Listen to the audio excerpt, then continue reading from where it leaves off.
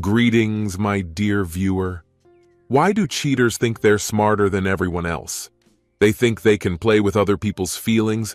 They think they can destroy families with impunity. But life is very interesting, and cheaters find themselves in the roles they've been avoiding. Today's story is about how a husband starts to notice a lot of red flags in his wife's behavior and secretly eavesdrops on his wife's conversation. What he overhears makes him act. Let's find out more about this story.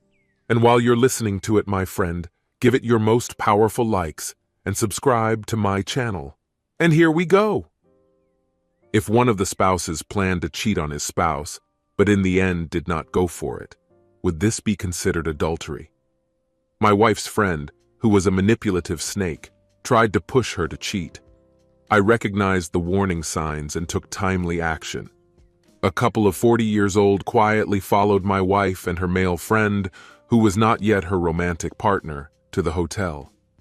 Fortunately, I managed to follow them without my wife and her companion noticing. I remembered the details that the administrator had shared with me earlier.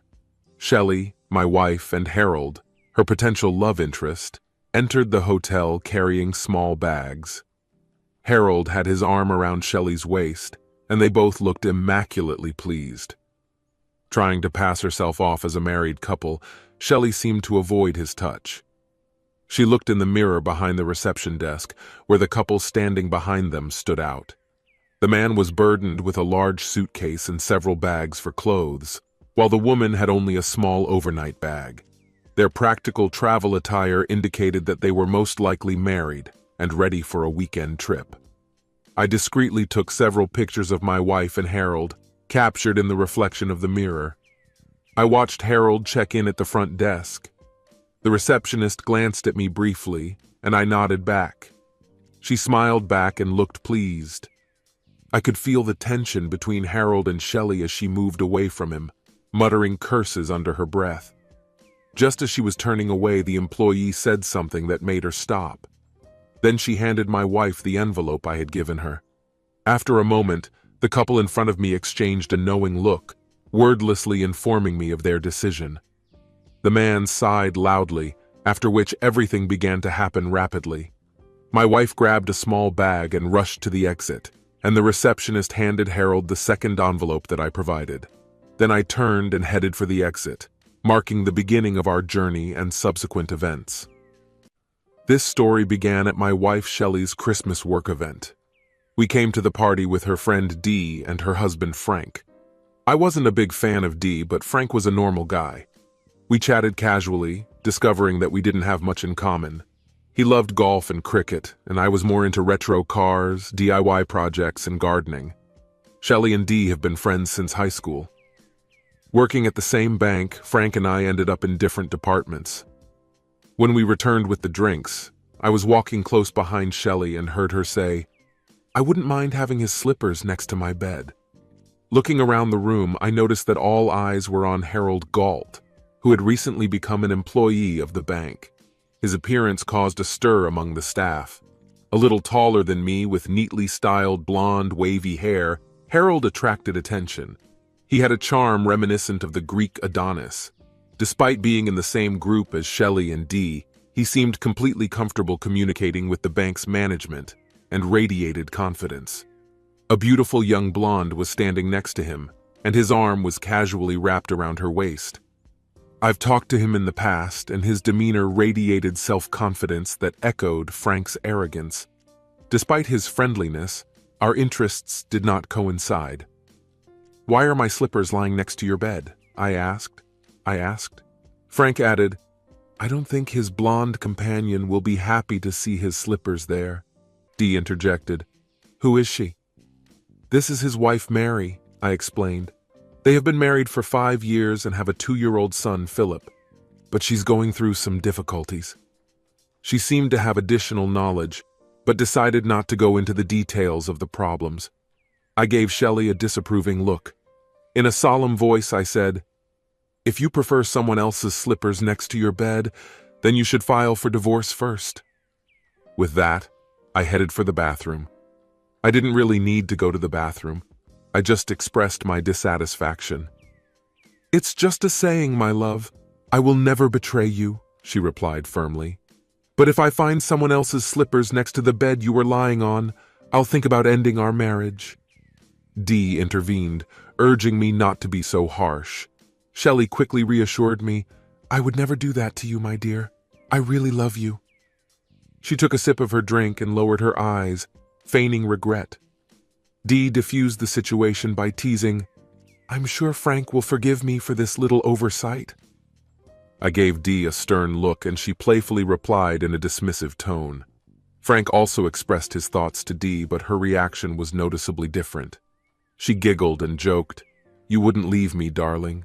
You love me too much. You'll forgive me for one mistake, won't you?" It was amazing to hear Frank use strong language. "Don't even think about it. You may regret it," he warned. There was a sudden change in Dee's behavior. She gently touched Frank's arm and assured him, "I would never do that. Even if I tried, you would never leave me. Your love for me is unshakable." I don't know Frank very well, but judging by his behavior, I hope she didn't make the wrong choice. At that moment, I realized why I didn't like her. She seemed to take advantage of everyone, including her obviously devoted husband. The discussion left me with an unpleasant feeling.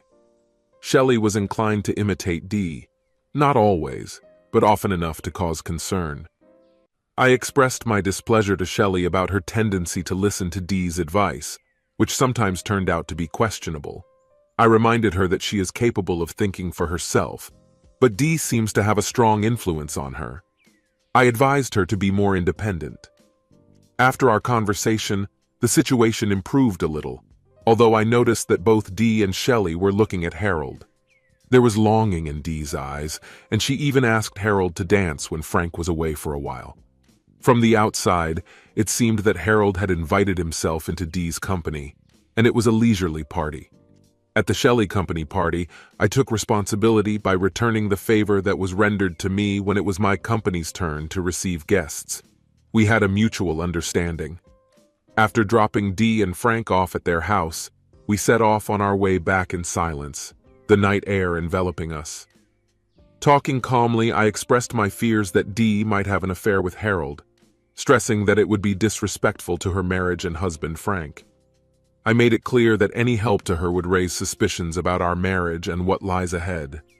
She didn't say anything in response.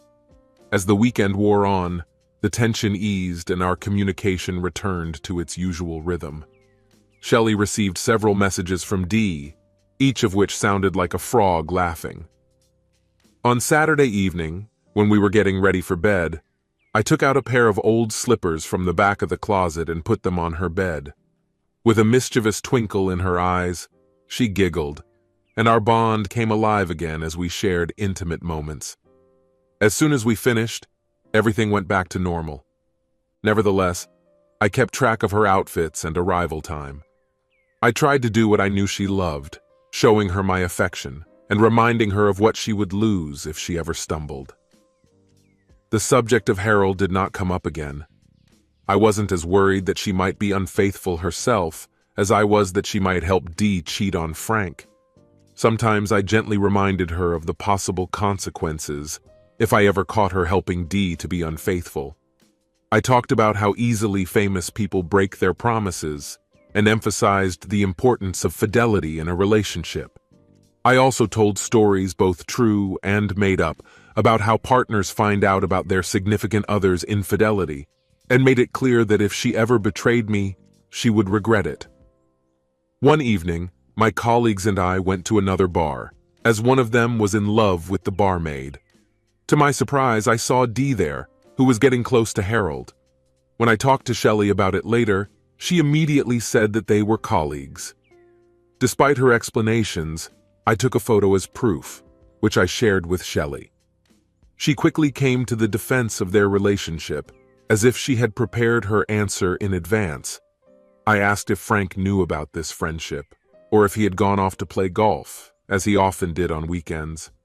She turned away and went upstairs to sleep. I took another beer and did the same. Sitting on my side of the bed, I asked, "Did you know about Dee's plans to meet with him?" She replied softly, "She mentioned that she might meet him this weekend. I'm not sure if Frank knows about this," she muttered, turning over to face me. "I don't want to interfere." I knew that look well and trusted her without a doubt. I got into bed next to her, hugged her, smiled comfortingly and kissed her gently, and then pulled her to my chest, where she always found comfort. We didn't have to say anything else. A week later, after a long conversation with her mother, Shelley asked if we could visit her parents in a few weeks. There were several small tasks to be solved. I had a favorable opinion of Mavis and David, so I was happy to help. On Friday, we went to Gloucester. It was late when we got there, so Shelley and her mother were discussing old friends, family news, and local rumors. David and I joined in the conversation and had a few drinks. The next day, we spent time with Shelley's parents. I took on several responsibilities to help David, who, at the age of 65, suffered from arthritis of the hands. Because of this, it was difficult for him to cope with difficult tasks, but I was happy to help. Later in the evening, we went to dinner to give the older members of our group a chance to relax and have a drink. I took us to a restaurant, and during the meal, Shelley's phone suddenly started making an annoying frog-like sound. She didn't even bother to look at him. She just switched her phone to silent mode. This is the convenience of text messages. You can reply to them when you have time. The food was delicious, and the conversation was pleasant. As we drove back, I could hear her phone vibrating. When we got home, we had a few more drinks. David gave me a special beer, and I drank a couple of bottles.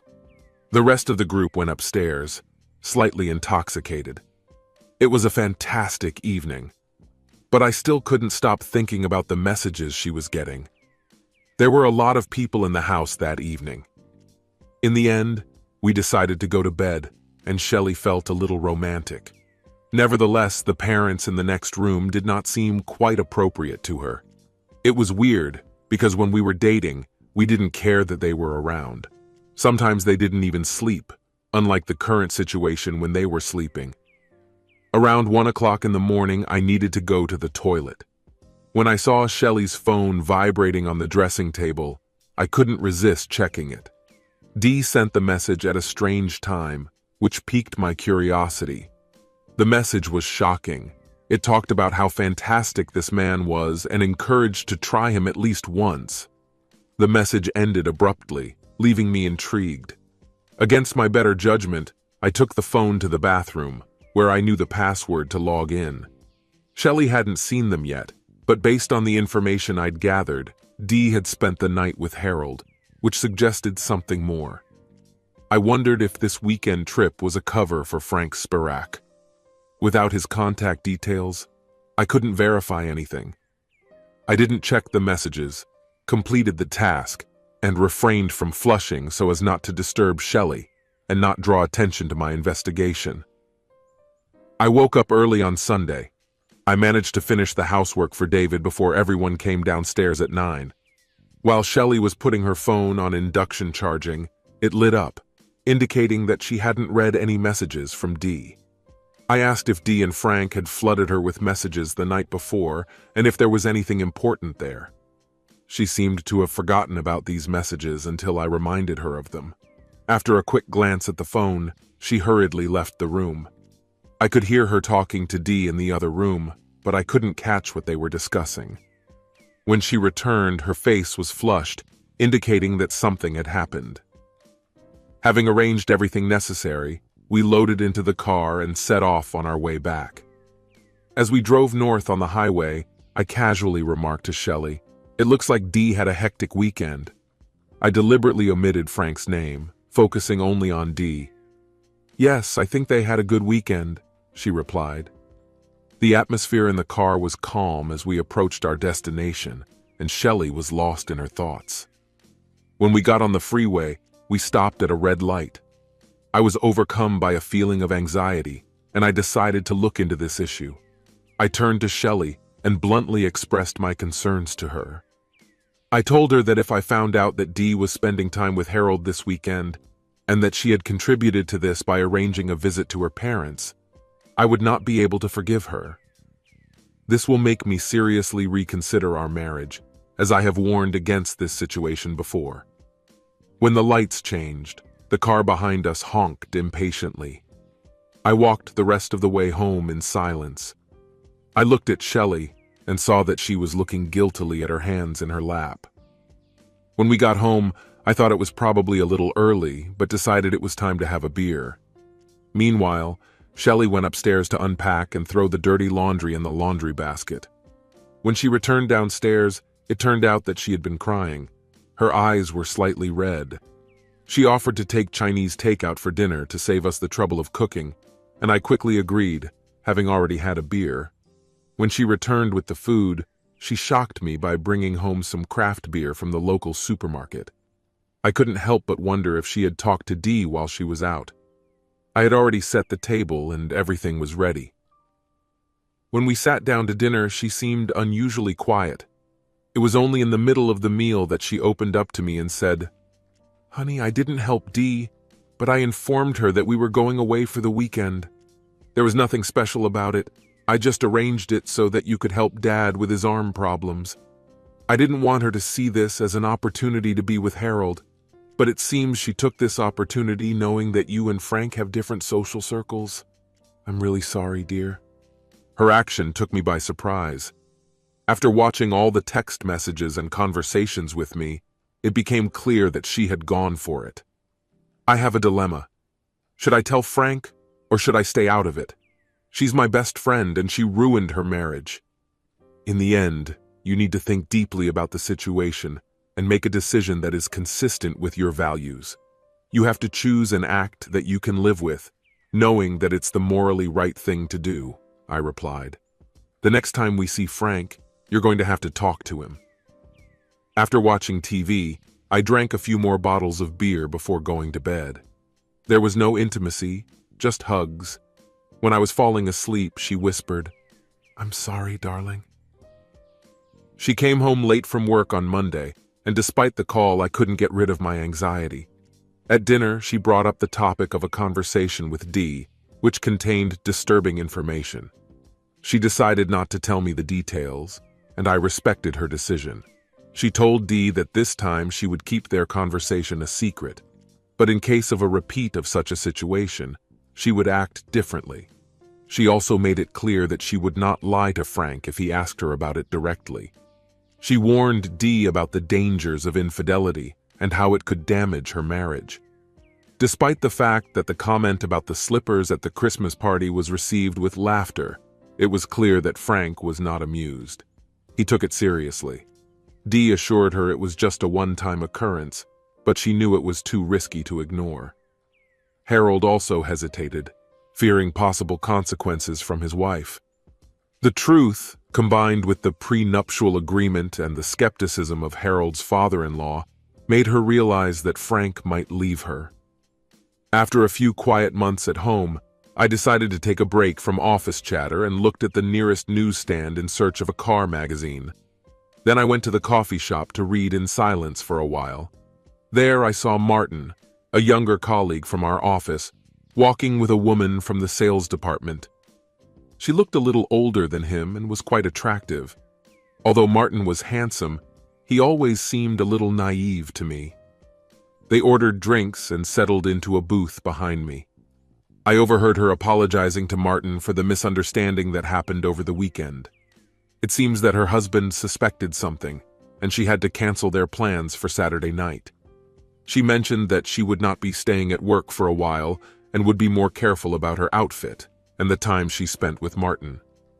She admitted that her husband noticed what she was wearing to work and that she felt guilty about it. As a result, she decided to increase intimacy with her husband in order to divert his suspicions. She subtly hinted that Martin was meeting her needs more effectively than her husband ever could. I ran into Martin at the printer when he was alone, or rather, I organized this meeting. I gave him the information I had heard, advising him to carefully deal with the situation, although I admitted that it was not for me to interfere. He told me about her revelations about her husband's abusive behavior and her attempts to free herself from him because of their children. As soon as we started talking, he talked about the difficulties they faced trying to meet in secret and hide it from her husband. It turned out that he finds solace in sharing his problems, even if he has to hide it from colleagues.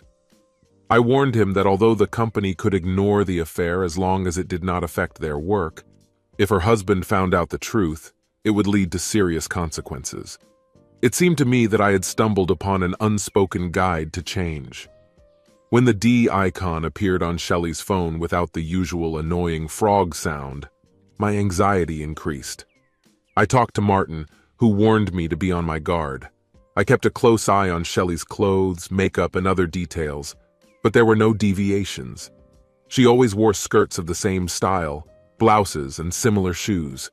She used to dress depending on the weather, but now her outfit was always the same. She didn't forget to call if she was late at work. Even when she was meeting with colleagues, she always asked me to pick her up early. This had been going on for about 5 weeks. There was something wrong with that. Despite this, our closeness was satisfying, although it did not give me peace of mind. But I couldn't complain too much about it. I tried to unlock her phone, but she recently changed her access code. When I asked her about it, she said that someone saw her entering it at work, and so she changed it without telling me. She immediately gave me the new code.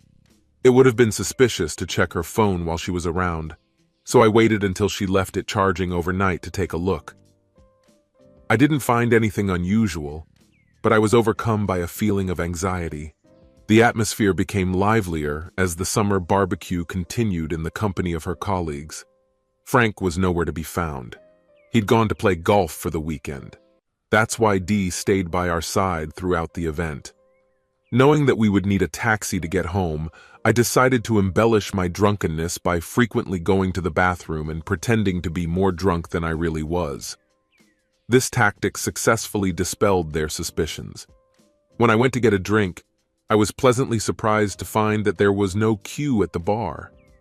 I quickly headed back, noticing that Shelley and Dee had moved to a secluded spot in the garden. Curious as to how they had changed their location, I quietly approached and heard Dee assure Shelley that everything was perfectly organized.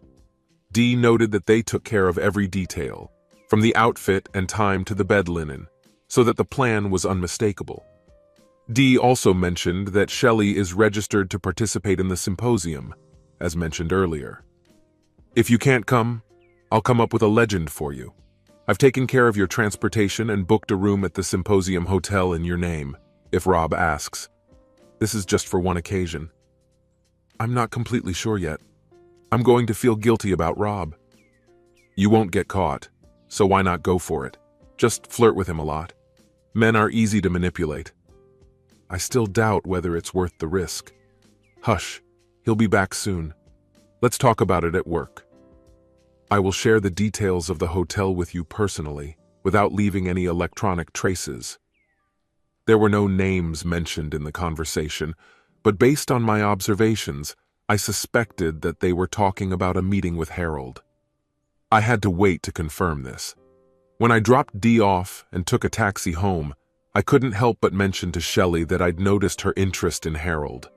I made it clear that if I found at least one of his things next to the bed where she slept, I would leave her. Suddenly, the alcohol started to take effect, and I started to come to my senses. She was looking at me, clearly understanding what I was implying. Without saying a word, she just stared out the window. Later, when we returned home, I enthusiastically congratulated her on being chosen to participate in the bank's symposium. When I asked her about the theme of the event, I felt her awkwardness. She replied with a tense expression on her face. "We are talking about banking in the year 2030.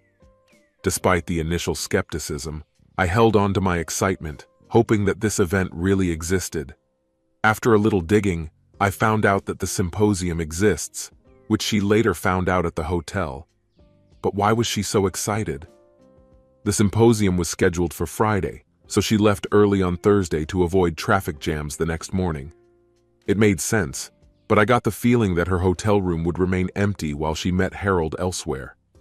It would be unwise if she or Dee met him at the same hotel where numerous bank employees, including some of her colleagues, were staying. Since we rarely spent time apart, I suggested that we join her for a weekend at the hotel to turn them into a mini vacation, as we have done more than once in the past.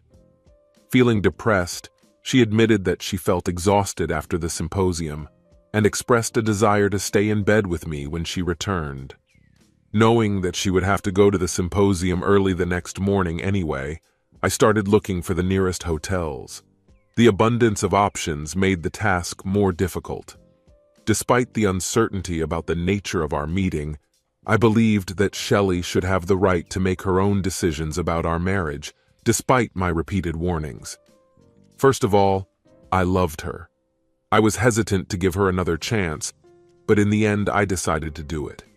Nevertheless, I made it clear to her that she had to show me how she was going to regain my trust. Despite my warnings about Dee's influence, I could see that she was still under pressure. My suspicions were heightened a week before the symposium, when an office party was held at the bank.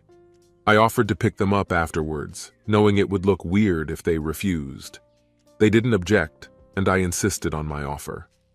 I arrived ahead of schedule and quietly took a seat in a corner where music was playing and several guests were dancing. Among them, I noticed Harold leading Shelley to the dance floor, but noticed how she stumbled in the middle of the song. Casually pulling out my phone, I looked around and saw that no one except Dee was paying attention to her. Then I saw Harold take a step towards Shelley, waiting for her reaction. But to my surprise, nothing happened. Without attracting attention to myself, I imperceptibly captured this moment in a photo. After that, they kissed, although there was no passion in this kiss. I managed to capture this moment on my camera. The music stopped, and Harold and Shelley returned to the crowd. Shortly after they returned to their table, I appeared. Shelley looked more intoxicated than usual, which surprised me because she usually handles alcohol well and is quite careful. When she saw me, she blushed. I was unhappy with what I saw, but that wasn't the reason for the divorce. I decided to warn about infidelity more often in the future. On the way home in the car, I asked Shelley if Harold or Dee would go to the symposium. She replied that she was not sure. Stopping at a red light, I looked at her and said, "It's hard for me to believe that you don't know that a colleague is going to the same event as you. I won't be happy if you're not honest with me." The traffic light came on, and I only had time to look at her for a moment before driving away. Her eyes were glued to her knees while I expressed my opinion. I have made it clear that I do not tolerate dishonesty. If you decide to help those who cheat, I will assume that you support the deception, and perhaps even take part in it yourself. And if you ever violate my trust, I will not hesitate to leave without a trace. You will never see me again. At the same moment, I realized that something suspicious was going on. I was wondering how I could verify my suspicions. They revolved around the symposium, so I took on the role of detective and started following her. And then, the most important event happened. I refrained from listening to her phone, following Dee's warning about the absence of electronic devices. But I accidentally noticed that Shelley's phone lit up. The message read, "Best Western Solly Hall, Mrs. Jones, your confirmation." But our last name wasn't Jones, and the hotel where the symposium was held was the Best Western in Coventry, not too far from it. After that, after examining her phone, I found that the message was completely gone, not even in the trash. I've revealed their secret. A lot of thoughts raced through my head. I decided to give her one last chance and started acting. I applied for legal help and started divorce proceedings. I received a separation letter as the first step towards divorce and even found a divorce petition on the internet to highlight the seriousness of the situation. Nevertheless, I doubted that she would really go for it if she got the chance. Even though I felt the need to take measures to avoid a repeat of the situation, I wondered what I should do if she decided not to divorce. My conflict arose because of my strong feelings for her, balanced by the clear boundaries I had set. I couldn't accept the idea that another man would take such an active part in her life. If she had decided to refrain from further action, we could have worked to restore trust, although it would have been a difficult path without a guarantee of a positive outcome. The intimacy I experienced on Wednesday night was truly amazing, but I couldn't get rid of the guilt. Shelley assured me that there would be another meeting this weekend, and I went to book a room at the Solihull Hotel, not knowing what the future held for me. Taking a break from work, I arrived early and had a deep conversation with the administrator about infidelity and secret affairs. She suggested how to identify couples entering into extramarital relationships, noting that spouses often show practicality rather than tenderness. The man was burdened with numerous luggage, while my wife carried only a small bag. The man took the initiative in conversation and often showed signs of physical affection. The employee found the situation funny and agreed that labeling them as Mr. and Mrs. Jones would add a humorous element, especially if it got caught on surveillance cameras. Nevertheless, I had to pay for this service. Harold and Shelley arrived, and I followed them into the building, noticing a mature couple standing between us. They entered just at the moment when, according to the administrator, the lovers were supposed to appear. I discreetly took a picture, wondering how long their romantic moment would last. I heard Harold say to the receptionist, "We're signed up as Mr. and Mrs. Jones." The receptionist looked at me and I nodded in confirmation. "Of course, sir," she replied, typing on the computer. She handed him a key card and told him to fill out a car registration form. I coordinated this with the administrator, who seemed amused by the situation. She looked at my wife, who was standing next to her potential love interest, and grinned. Suddenly, everything changed. Shelley's body trembled, and she pulled away from Harold, shaking her head. I could hear her repeating softly, "No, no, no, I can't." Harold looked confused. Despite the woman's reaction, the receptionist remained unperturbed and stated that the hotel was not worried about the names mentioned. "Nevertheless," she continued, "I believe your real name is Mrs. Shelley Harris." The woman stepped back, clearly stunned by this discovery. Ignoring this, the employee casually remarked, "I have an envelope for you. Have a nice day." And she handed me an envelope, which I handed to her. After that, she returned to the computer screen. The receptionist noticed that my wife was holding an envelope in her hands and advised her to open it before going to our room. I didn't say anything, but it was a good idea. Shelley froze in place. Harold carefully took the envelope from her and opened it. His reaction was instantaneous. "Oh no," he exclaimed. After handing the contents to Shelley, she saw photos of them kissing. Unfolding the papers, she found an unsigned divorce petition and a letter of separation inside. The note contained a warning. The next 30 seconds are crucial in order to determine whether a signed divorce petition will be received. Although I was watching the clock, what really mattered was her actions. A noise behind the couple spurred them into action. Shelley rushed to the hotel entrance, completely ignoring me. Harold, on the other hand, froze in confusion. The receptionist came up to him and handed him an envelope. "This is for you, Mr. Galtu." Opening the envelope, he found a letter inside. It said copies of the photos and details of the planned night had been sent to his wife. The letter was unsigned. When I got outside, I saw Shelley talking on the phone and headed for my car. At that moment, my phone rang with her characteristic melody. When I met her eyes, I offered to give her a ride somewhere. Dropping her suitcase, she rushed to me, apologizing. "Get in," I said, pointing to the passenger door. Tears rolled from her eyes as she got into the car. I took her suitcase and put it in the back seat. "I'm sorry, darling. Dee got me into this mess," she explained. I was silent. "Which car is his?" I asked. "That black Audi over there," she replied. She gestured at a black Mercedes parked among the trees. "Is this an Audi?" I asked. "No, it's a Mercedes," she confirmed. "He parked it there to hide it." It turned out to be a Mercedes EQB SUV worth $50,000. I wondered how he could afford such a luxury with his income. Perhaps it was comparable to Shelley's earnings. I briefly wondered if his wife had a high income or if he had inherited wealth, but pushed these thoughts aside. I had more pressing problems. I turned to Shelley and warned her not to try to call him. She quickly took her phone out of her purse and handed it to me. Was it because she didn't trust herself? Or was she trying to show her regret? I put my phone in my pocket because I had other things to do. I went to the back of my car and picked up my tools. After a short pause, I used my phone to send a pre-written letter, and then headed to the back of his car, fearing the security cameras were working. The thought of the possible consequences did not bother me. I was ready to accept a suspended sentence or a fine for the vandalism that I was going to commit. I easily removed all the valves from the tires and used Stanley's knife to cut the sidewall of each tire. Despite the fact that the tires were studded, they did not deflate, making the car unsuitable for driving.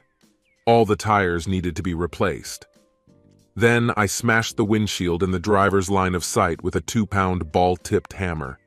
This exceeded all my expectations. The cracks flew in different directions, turning on the car alarm. I went back to my car and she asked, "Can we go, please?" "Not yet. I still have unfinished business," I replied. "Please?" she begged, but I ignored her when the hotel doors opened. Harold hurriedly got out of the car, dragging his suitcase behind him and juggling the phone between his shoulder and ear, trying to turn off the car alarm. I took the opportunity to take a picture of it, making sure that the hotel's sign was in a prominent place. I immediately sent the picture to his wife. Sitting in the car with the windows down, I couldn't help but overhear his conversation. "Darling, please believe me, everything is not as it seems. I would never do anything to betray you. I'm just checking into a hotel for the duration of the course," he pleaded. There was a slight pause, after which he added, "No, I was just helping her." When he got into the car, he immediately noticed the condition of the windshield. Getting out of the car and continuing to talk on the phone, he shouted, "Honey, it's not me! I didn't do it!" At that moment, a notification came on his phone, and I heard him swearing under his breath. I couldn't help but wonder if it was his picture with Shelley or the one of them walking to the hotel together. Despite the fact that the photos were taken from behind, their faces were unmistakably recognizable thanks to the mirror that reflected their faces at the reception. Or maybe it was the view of him leaving the hotel he said he had just entered. Anyway, the damage was done. It was time to leave. I turned on the ignition and drove out of the parking lot. Shelley sat motionless, tears flowing freely. She tried to speak, but the words wouldn't come. Only a faint whisper of, "I'm sorry," reached my ears. Gathering her strength, she looked at me and begged, "Darling, can we stop and talk?" I wasn't in the mood to talk, but it seemed like it was going to happen anyway.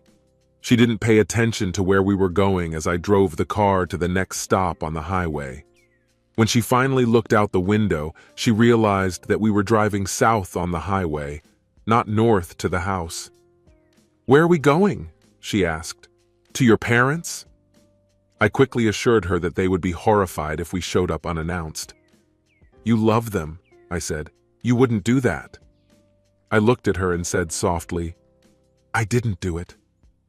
She started crying again. I didn't want to make her cry, but she didn't know that. I asked her, "Did you think there would be no consequences when you started dating Harold?" She defended herself, saying that they had planned everything carefully so as not to get caught. It was supposed to be a one-time harmless experience, just for fun, with no intention of hurting anyone. Tears were streaming down her face, and she was making a flurry of excuses that made me wonder if Dee had resorted to the same excuses in the past. It occurred to me that Dee might be acting as an intermediary between Harold and managing his affairs on his behalf. Such a revelation can cause a stir in the bank. "Maybe I should raise this issue, even if it's just a wild theory. When you say we, you mean yourself and Dee, right?" I noticed her nod in confirmation.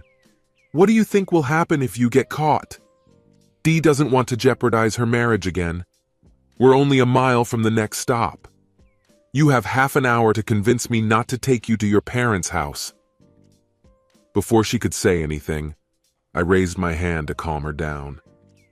She was sitting and looking out the window.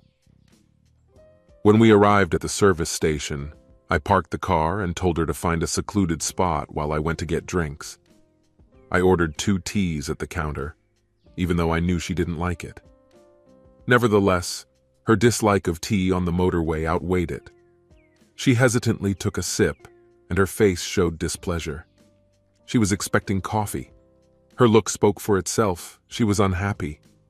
She stayed in her place until I reminded her, "You have 27 minutes left."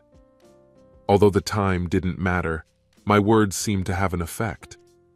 Although I made promises at our wedding, I was dangerously close to breaking them. I lied to you, hid from you, and didn't keep our marriage vows. I cannot guarantee that you will trust me again, but I promise that I will not repeat these mistakes. I've learned my lesson. If necessary, I will break off my relationship with Dee and quit my job at the bank. Shelley explained that, in her opinion, Dee can have a negative impact on her when she is around. Dee promised me that everything would remain a secret. You won't find out anything and nothing bad will happen to you. It was supposed to be a one-off event, just like hers. I felt overwhelmed with excitement and anticipation. I was only with you, but Dee convinced me that if we planned everything carefully, the risk would be minimal. Nevertheless, doubts began to creep in as soon as Harold picked me up from the bank, and I noticed his rather, let's say, reckless driving style. While I was watching Harold check in, the thought occurred to me, what if we get into an accident? It hadn't occurred to me before, but the thought that it might ruin you bothered me a lot. Looking at myself in the mirror behind the reception desk, I remembered your words that I like men who look at you from under their brows. At that moment, I couldn't accept that I was seeing my reflection. Realizing this, I decided not to continue. I knew I had to go home and admit my stupidity. As I stood there, the employee looked at me with a smile, and it seemed to me that she knew what I was thinking about my husband's infidelity. Doubts and guilt were already eating away at me, and if she could see it, then I know you could too. The excitement Dee and I had been feeling was suddenly replaced by deep fear. Even if I stopped right here and now, it would be too late to save my marriage. But I know you. As the last minutes approached, I decided to leave and leave some space between me and Harold. At that moment, she told me my real name and handed me a sealed envelope. I guessed what was inside, so you were aware of it all the time. You may have warned the administrator, but in the end, it was her expression that mattered the most. I told Shelley that the secretary had explained to them how to catch scammers, and that she and Harold had done the same procedure. I didn't explain further, because Shelley would have understood anyway. I asked her if she had thought about what would happen if they were caught. I thought about it, but Dee always assured me that our plan was thought out, and you wouldn't be harmed. Unfortunately, I never thought about how our parents would look at us if we were caught. She convinced me that this experience would benefit us, that I could learn new ways to make you happy. But now I see that it was complete nonsense, because you're wondering where I got these ideas from. Dee was the mastermind behind all this, and it suited her, so I agreed. We planned everything carefully, avoiding anything that might arouse suspicion, such as provocative clothes or late-night walks. We spent all the late evenings sincerely. We've always tried to keep you up to date, whether it's getting home early from a bachelorette party or you picking me up. Our goal was not to give you cause for concern, but looking back, I see that it may have contributed to your downfall. You always wore the same clothes no matter the weather or where you were going with your friends. Such constancy hinted that you were hiding something. Besides, coming home early from hen parties was another wake-up call. Your excuse of boredom didn't seem plausible. You asked me to pick you up after happy hour, and it seems you wanted to demonstrate our relationship to your colleagues by showing me excessive tenderness. The closeness between us was incredible. Was it out of guilt? Partly because I was planning something, but mostly it was because I really love you and cherish our closeness. You wanted to compare me to Harold? She looked confused. No, that thought didn't cross my mind. I kept talking. I was watching everything that was happening and I started to worry. So I decided to follow you and came to our meeting place earlier than planned. You were perfect in every way. And just 2 weeks ago, at a contract signing event, you stumbled. You told me to pick you up at 10, but I arrived at 9 and watched from afar without being noticed. I saw you dancing with Harold just once, and when he thought no one was watching, he touched your chest. Surprisingly, you didn't mind. The situation was enough to elicit a reaction from most people, and it made me think that everything was planned. When you came home last week and said you were at the symposium, all the red flags went off. Even without seeing what happened, I would have followed you anyway. But then I had the opportunity to take a picture. Your behavior was impeccable. You were always punctual, never late for a minute, which was unusual for you. Sometimes you were 5 or 10 minutes behind schedule, but only when it didn't matter. If you had to stay late at work, you always called in advance. And I have no doubt that if I had checked, you were always at work. You even asked me to pick you up when you went out at night, which was a completely new behavior for you. I usually asked you to pick me up, but you seemed almost looking forward to me.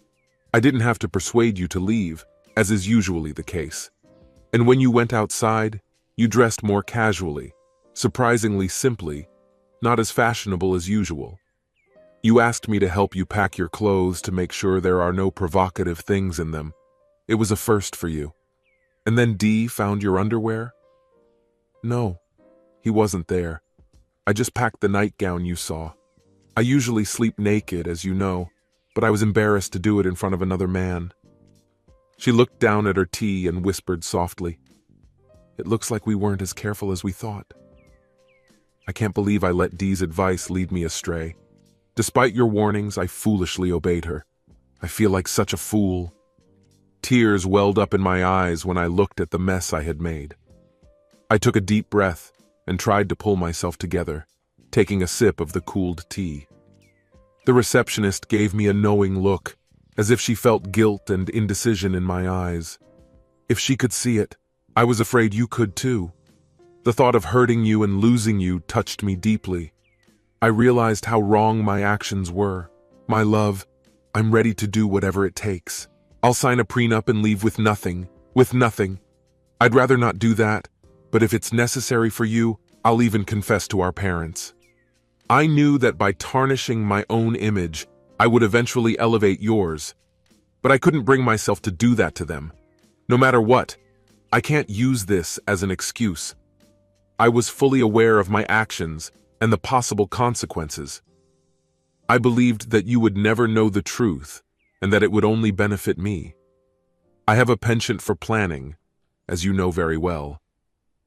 I allow myself to get carried away by the moment without thinking about the possible consequences.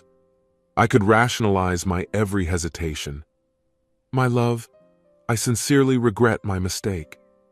The inevitable question arises. Why? It was all about the promise of a safe and enjoyable experience. Dee assured me that nothing bad would happen. I was only with you, and this was supposed to be a one-time event. Dee convinced me that the risk is minimal, especially if we are careful and learn from our own experience to avoid possible problems. On reflection, I realized that Dee might have been thrilled that she could get away with it, and believed that I would feel the same way, and that we could share the guilt of infidelity, just like someone cheating on their spouse with Harold. This realization came to me in hindsight. "And what were you going to do when you finally decided not to go all the way?" I asked. "I'm not really sure," she replied. My initial impulse was to take a taxi and go to the symposium. A room was reserved for me, so I couldn't admit to the mistake I almost made. But I quickly realized that silence would only make the situation worse. A strange thought occurred to me.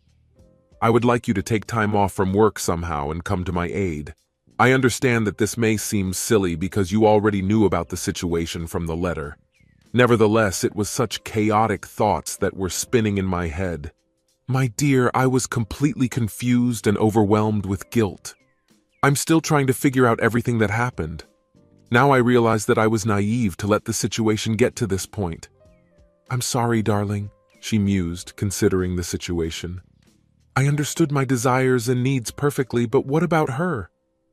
What would you like to do now? I asked.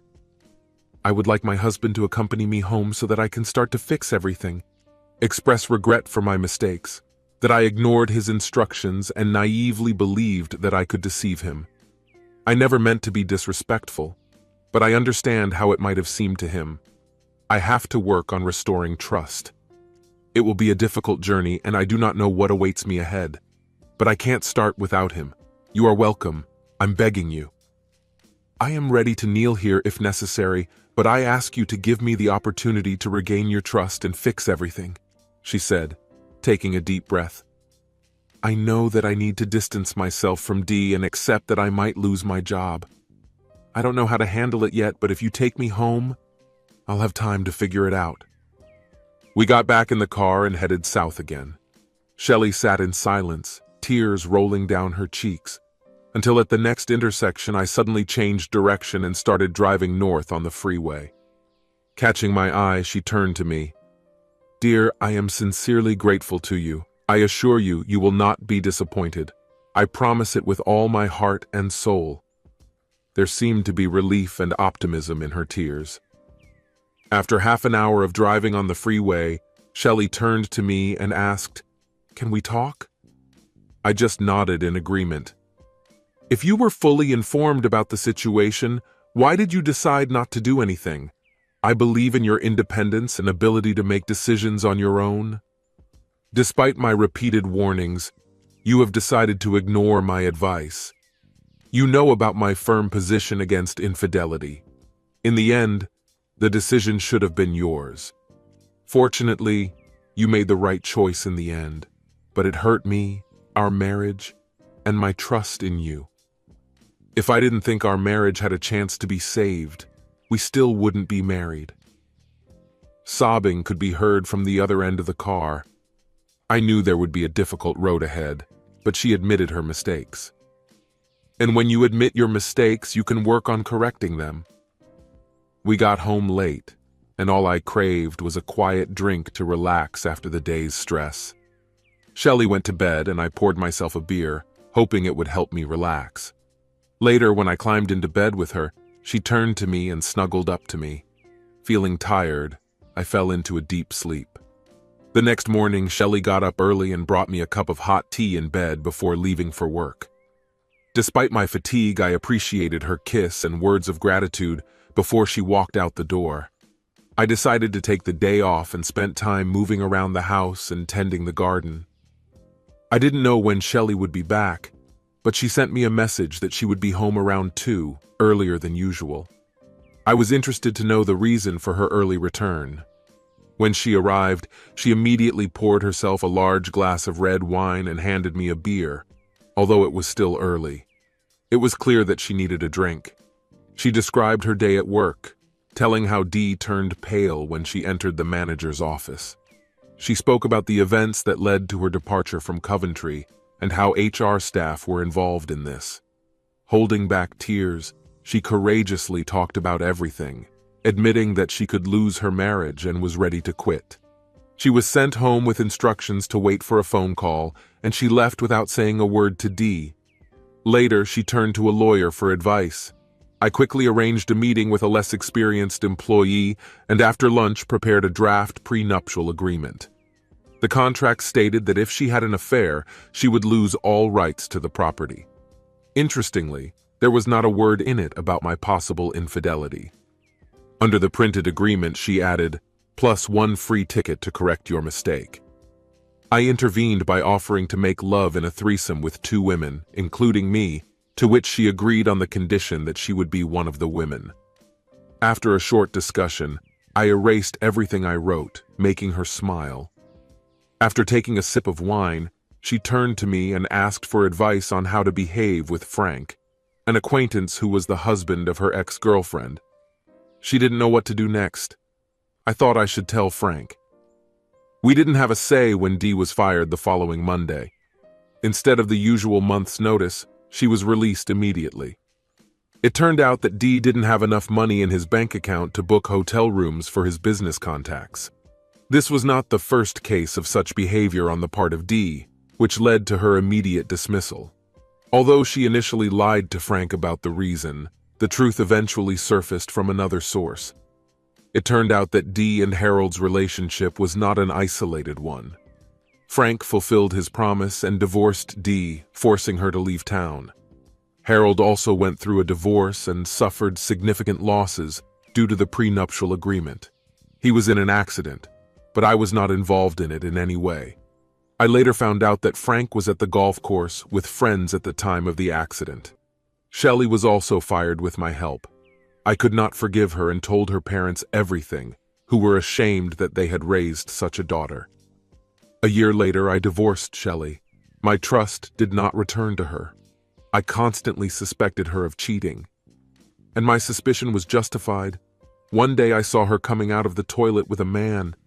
At that moment she thought that I was away. Soon her world collapsed.